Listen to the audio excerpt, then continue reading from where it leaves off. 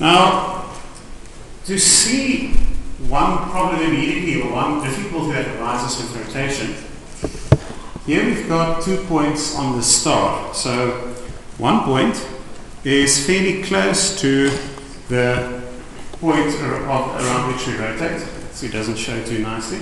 Okay, but this point is pretty close to the pin, and that point is pretty far from the pin.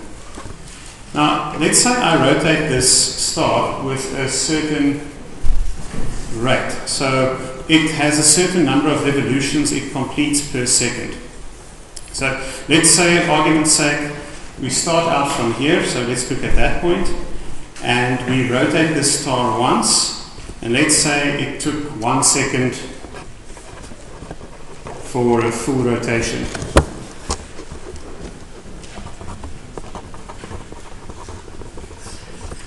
Now, which of these 2 points, if it took 1 second for a full rotation, which of these 2 points, this one or this one, had the greatest speed?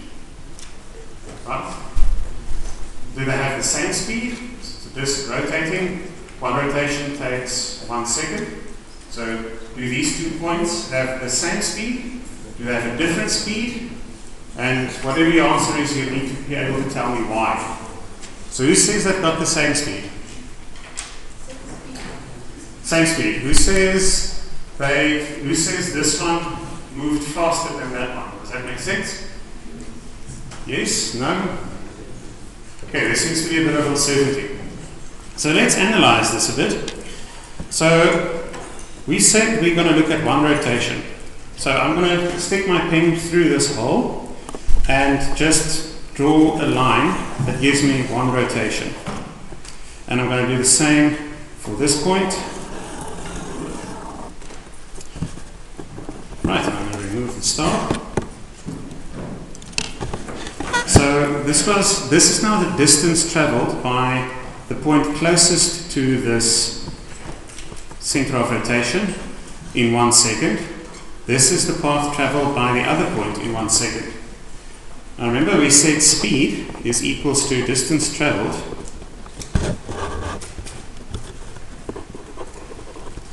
divided by the time taken. So let's say this point, let's just call that point A, and this was then point B.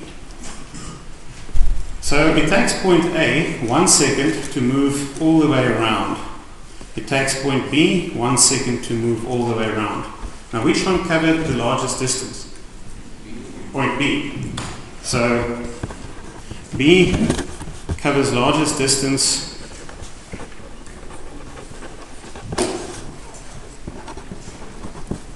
in 1 second.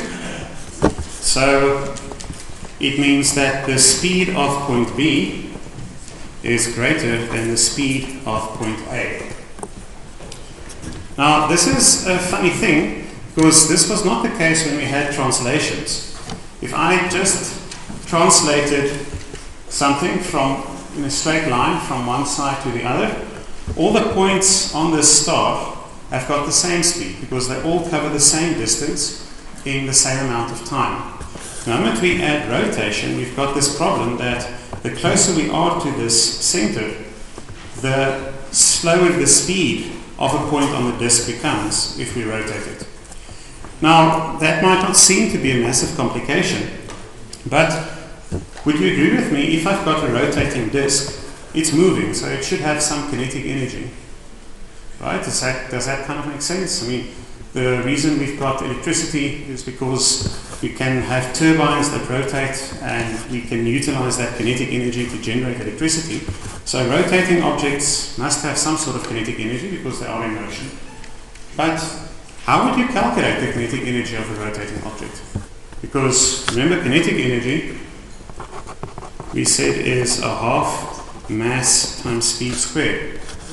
So we know this is kinetic energy, but we know different points on this object will have different speeds. So which one do you use? Or you must use all of them, or none of them, or an average.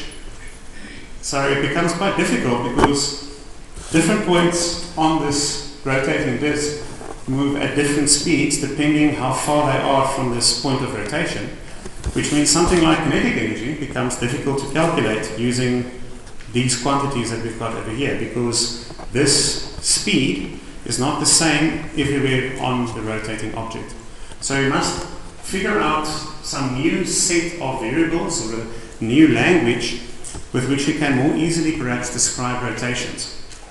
And the biggest problem with this is that we've got, for example, that different points on this object travel with different speeds depending on how far away from the center they are.